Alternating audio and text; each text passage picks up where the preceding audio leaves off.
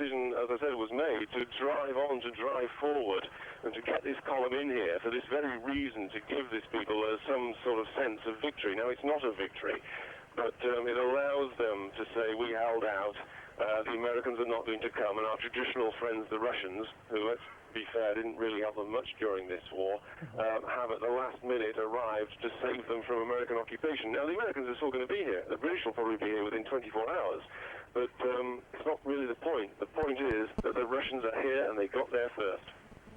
Tim, for the moment, thank you, but again, please stay with us throughout the morning. You're watching Sky News, as the news breaking is that the Russians have reached Pristina. Early we reported that a C-130 Hercules transport aircraft had crashed. With details of that, we can now join Ross Appleyard on the line. Ross, a very good morning to you. Can you just shed some light on that crash of the C-130? Yes, well, what I can tell you is that this is not part of A4. This is not part of the operation to secure the refugees in Albania. This is part of K4, an operation that will take people into Kosovo to secure the border area. And I have been told, although this is not confirmed, that there were special forces on the C-130 which has crashed. Now, I'm looking at the wreckage now, which is still burning, and it's only about 300 meters away from the nearest refugee camp. The accident, I understand, happened when the C-130 took off, circled, had a problem, tried to land again, ran out of runway, and crashed and burst into flames and exploded just 300 yards from the nearest refugee camp. It's a miracle that no one was hurt. There is one injury, and I understand it might be the pilot who's been taken off to hospital with a leg injury, and 11 other people were taken away as well. We don't think they were seriously injured, but we do understand that they were special forces. We have reports here, maybe you might be able to confirm this, that a fire was in fact discovered on the aircraft as it was attempting to take off. Well, that would seem to and exploded into flames. Ross Appleyard in Kukas, thank you for joining us on there. As I say, we have reported that a C-130 has crashed. We can now go back to David Chater, who's on the Macedonian border. David, the situation there, no great acceleration in plans, no plans to move forward because of the Russians' arrival in Pristina? No, we're sticking to the original plan. It's been well worked out, and all the troops are now in position and effectively on the border. The Gurkhas and the paratroop regiment have taken either side of the road. They're in a marshalling sort of area, about 300 yards back this way towards the border. But I have here with me Corporal Neil Alcock, who's a paratrooper. And what's the feeling like, the emotion tonight? I mean, you only got a few hours when you're in. Well, it's good. It's good. As we were driving through Skopje, there's people out on the streets clapping us and waving at us. And when you're driving through that, it makes you feel like you're doing something worthwhile. It was amazing, wasn't it? The refugees got out of the camp, they flooded the road, and they were chanting NATO. Yeah. What did that do to the morale? That lifted us a bit then. We've been stuck out here, not certain of what's been going on because the peace deals have been falling apart. And like I say, now you feel like you're doing something. You're going to achieve an aim. It's a bit of a downer, though, that the Russians have just got into Pristina. It is a bit of a downer, but that was something unexpected that none of us were prepared for. But you know your task ahead, and you know why you're doing it. It's to get the refugees back home, isn't it? Get the refugees back home and make Kosovo back a secure place. Are you worried about what risks you might face in the next few hours? Slightly, yeah, but at the end of the day, that's what you join the army for. It takes a few risks. And there'll be a lot of people coming off the hills and the mountains. They've been up there for several months now in a terrible, terrible state. How are you going to cope when you see that sort of thing? Well, I think you just bear with it when you get to it, don't you? They had the same problem in Bosnia. The guys coped fair enough there. Once they'd got used to the situation, they just adapt. And the sense of anticipation pretty keen at the moment, then? Very keen at the moment, yeah. So, the morale, like I say, the morale's very high, and all the guys are keen to get in, get over and get the job done. Are you proud that the British are in the vanguard? Very proud. And must have been a few mutterings about the Russians there? Yeah, one or two, but we've only recently heard the news that the Russians have gone in anyway. So obviously there's a bit of annoyance that we wanted to be the first in there. But if you can't be the first, then you just be the best, don't you? Excellent. Corporal Alcock, thank you very much indeed, and all the best, and look after yourself in there. Thanks very much. Okay, so that's the feeling from Corporal Neil Alcock of the Paratroop Regiment here on the front line, as it were, of the advance of the British troops into Kosovo. The morale is still very high. A few mutterings, as has been said, about the Russians, but they've got a job to do. They're very professional. Only a few hours' time they'll be across that border. It's going to be a very volatile situation. It's going to be dangerous for a lot of people, but the combat engineers are now actually on the border in the front. The Paras are there, the Gurkhas are there, and so a very keen sense of what they've got to achieve. They know why they're going in. They've got to get those refugees back home, and all men in the column were lifted. They had their spirits lifted by the refugees coming out of the camps, Stankovic 1, where Madeleine Albright was today. For the first time they came streaming out of those camps. There's no way the Macedonian authorities could stop them, and they cheered the Paras as they went by. A great lift of spirits there.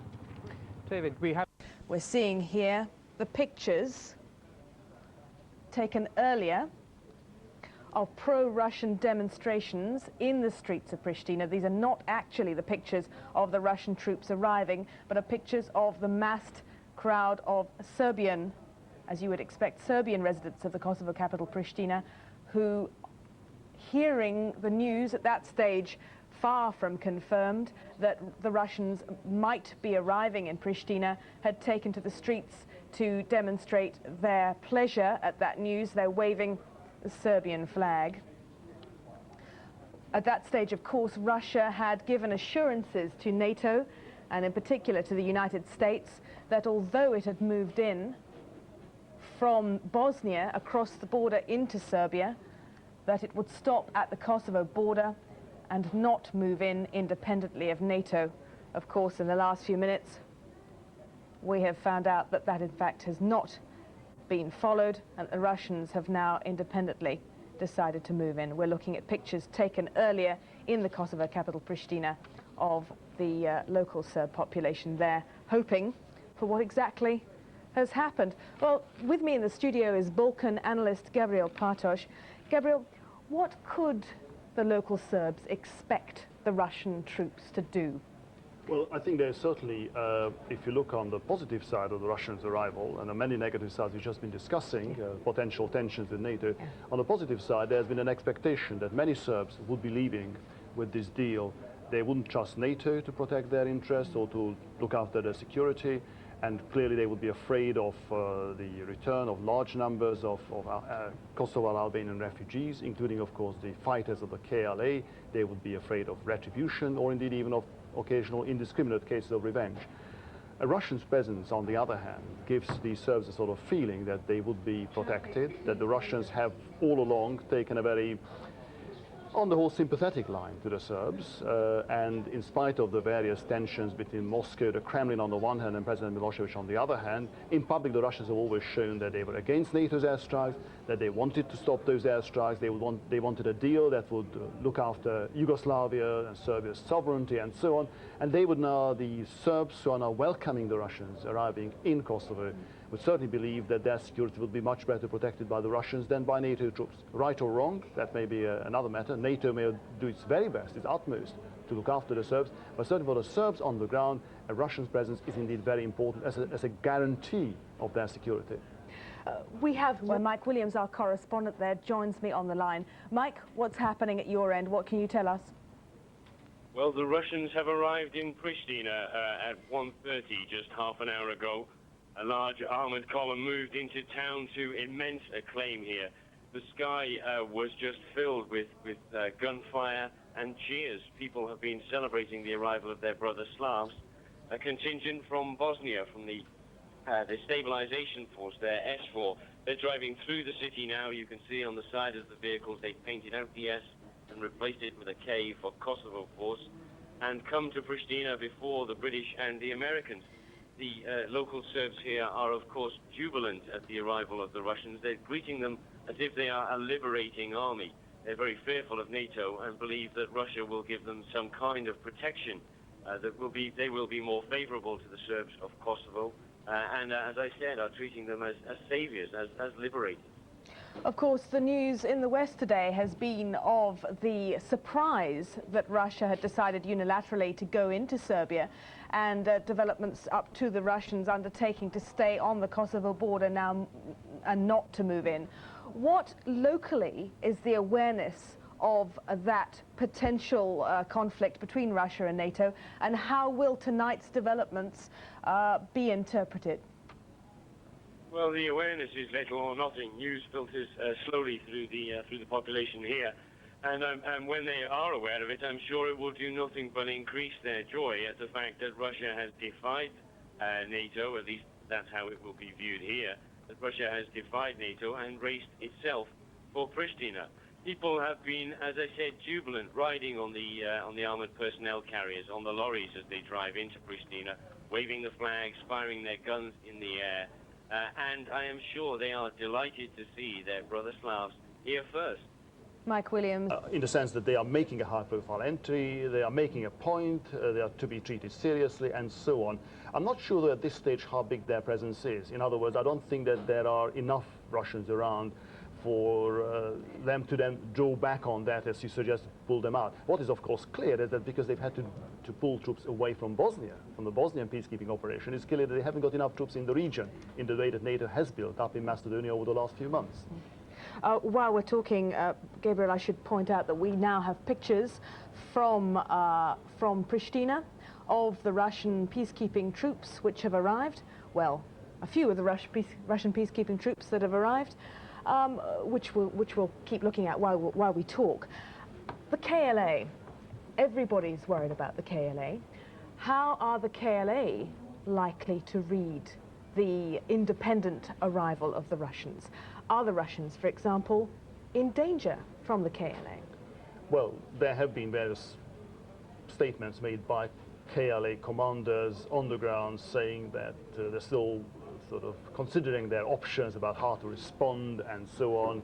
The KLA are clearly very concerned, just as indeed the ordinary, the rest of the population of Kosovar Albanians. There is some suggestion that they will try to resist the Russians and so on. I think that is rather unlikely. I think they will be taking enormous risks if they did that, if they tried to resist forcibly the Russians, because clearly the risks to them from a reasonably well-armed and reasonably well-experienced peacekeeping force, those who've been working in Bosnia now for some time, will be quite enormous. And I don't think they will be taking too many risks.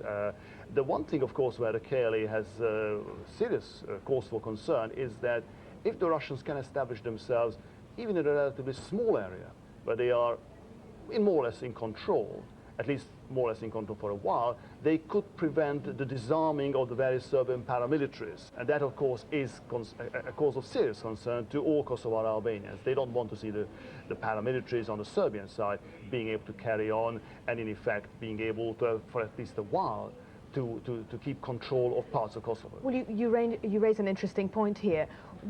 The nature of the agreement made between President Milosevic and NATO was for the withdrawal of Yugoslav armed forces.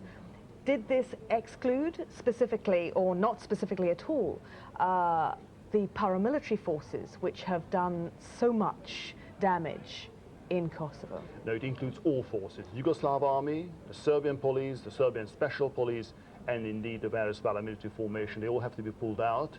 Of course, even including reservists, in theory, reservist Serbian army or police reservists who are Kosovar Serbs themselves. Now, of course, they could easily take off their uniforms, hide their weapons, and become ordinary Kosovar civilians. You can't really check up on that in the way that you can on the army or on the police. But in theory, there should be no armed Serbian formations of any kind, military, police or paramilitary, left in Kosovo within, well, in 9 days' time when the withdrawal is supposed to have been completed.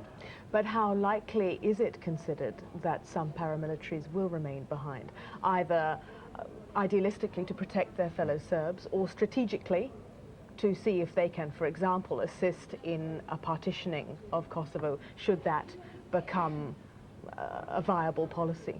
The only way they can do that, of course, is precisely if there is some kind of, if the Russians manage to establish some kind of exclusive control over one particular part or zone of Kosovo, which I think in the long term, or even in the medium term, seems to me to be rather unlikely, that given the overwhelming presence or forthcoming presence of NATO, that's unlikely to happen.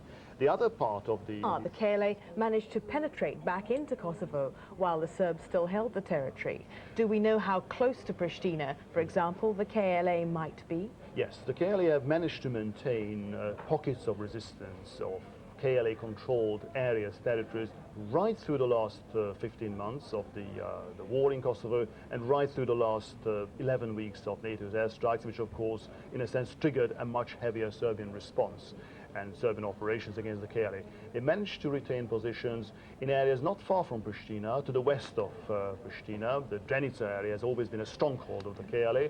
There's also another KLA stronghold in the northeast, which is an area that would come under, if not Russian control, but the area where many of the Russians were supposed to be deployed, along with the Italians. It's the northeast of the in the northeast. region. And these are the two areas, in addition to the border areas in the south and southwest, with Albania, where of course they have a very strong presence. These are the areas that are still KLA strongholds, even after the battering the KLA has taken over the last few months.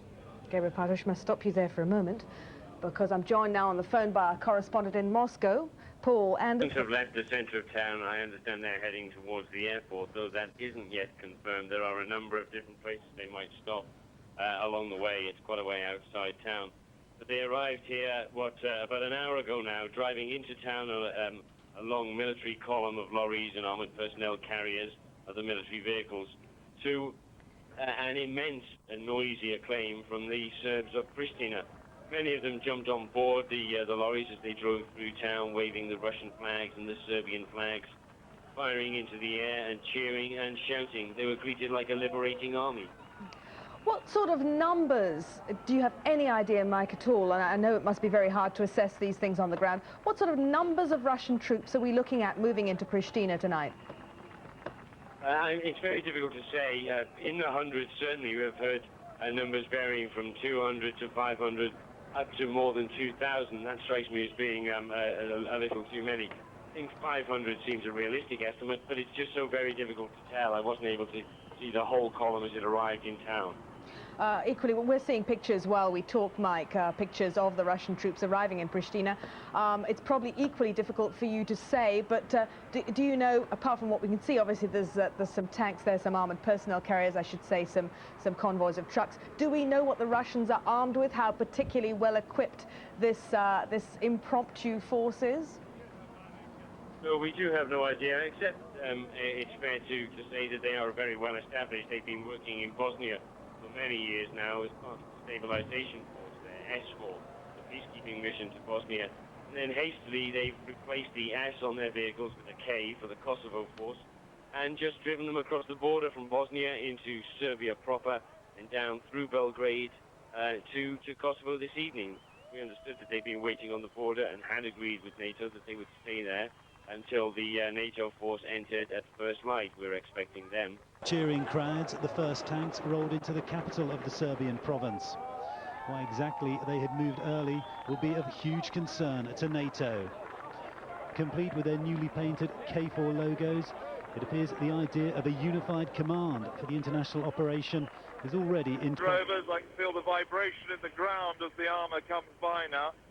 What the KLA local commander Ismail Selmani told me was that this was a great day. You can hear the tanks now. This is a great day. The British Army coming in. We wish it had been sooner, but we're very glad you're here now. And I can see Keith Graves and Mark Smith, our cameraman, passing us by, getting a thumbs up from them. They're well on their way towards Pristina. There's Paul Beaver, our military expert, I can see. Heading down the road with the armour. Looks like they're making pretty good progress. We're just going to walk in behind them. Our vehicle shouldn't be too far behind. There's a pretty big column of TV, media, press vehicles following these troops through. In fact, weaving in and out of them in some cases, trying to get in fast as they can to bring you the story of head inside Kosovo, what many people have been trying to find out, just how bad conditions are, how serious the atrocities, whether there are indeed the mass graves, the lost men that we've heard about so often before. I imagine that in the next few hours and days we will start to see whether there is genuine evidence of that as we fan out across the country. Okay, Jeremy, thank you for that. We'll obviously return to you a little later. For now, thank you. Well, now, across the Atlantic to Washington and our senior North American correspondent, Jonathan Hunt. Jonathan, what, if any, official statement has there been in Washington to the fact that the operation has begun? There is a great deal of relief, I think, here that the operation finally is underway.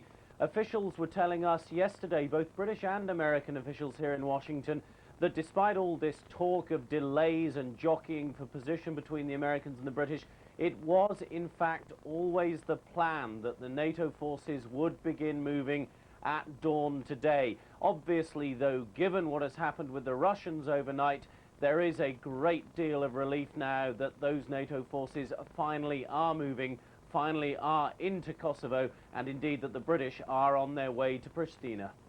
Did you detect any embarrassment at the fact that the Russians appeared to have scooped everyone else? Certainly there was embarrassment and shock at first. The White House reaction, first reported on Sky News during the night, was one of a senior official who said to me minutes after the reports came through that the Russians had arrived in Pristina that they were, and I quote, flabbergasted at what the Russians had done. The Americans said they had had assurances, promises that the Russians would not go into Kosovo ahead of the KFOR units. So they were literally flabbergasted. Minutes later, that same senior White House source told me that they had had assurances immediately from the Russians that this was a mistake, that those orders to move into Kosovo had not come from the Russian government, and that the troops would be ordered out within hours. Now, as we know, those troops have not left Kosovo as yet. So we have to wait now, and the White House officials are equally waiting to see if the Russian government now lives up to its word and pulls those troops out of Kosovo. Yes, but the Russians had even... Pristina, when the Russian troops moved in during the night, just hours before the NATO operation began. They were treated, though, to a rapturous reception from the Serbs in the city, but within hours, Moscow had given them the order to pull out. The Russian government telling the White House that the troops had moved in without authorization. Senior Washington officials, as Jonathan was just saying, said they were flabbergasted. The Russians rolled into Main Street and back onto the international stage. The Serbian half of Pristina was overjoyed. They see the Russians as an army of liberation to prevent NATO occupation. They threw roses, gave brandy, and fired into the air to celebrate. The tens of thousands of Pristina's Kosovo Albanians may be less happy, but they stayed inside their homes. The Russian force is small but symbolic. Its entry into Kosovo designed to calm the fears of the Serb population. Having paraded through town, the message will get out to all of Kosovo's Serbs: you're safe. You don't need to leave when the Albanian refugees come home. Having achieved that, they can concentrate on cooperating with the advancing NATO forces and work out which sector to work in and how. The Russians pulled over in an area called Kosovo Polje. Smart move. Any other force would risk being shot at by locals. Perhaps they'll stay. The idea they arrived without orders is difficult to believe, whatever Moscow says. The Americans messed it up for the British, and the Russians took advantage. Tim Marshall, Sky News, Pristina. We can now speak to Tim Marshall, still in Pristina. He joins us now on the line. Tim, what's happening there early this morning? Well, the Russian column is still in Kosovo Polje, which is a very radically Serb nationalist area, and it's also on the road to the airport, so it remains to be seen whether we'll actually go and take the airport or not. But they're here, and I suspect they're here to stay. I think it's barely credible, this idea that they didn't know what they were doing. OK, Tim, we'll be returning to you later in the morning. For now, the vehicles. But were you surprised to see that many of them, perhaps because it was taking rather a long time in this convoy, actually went through on foot?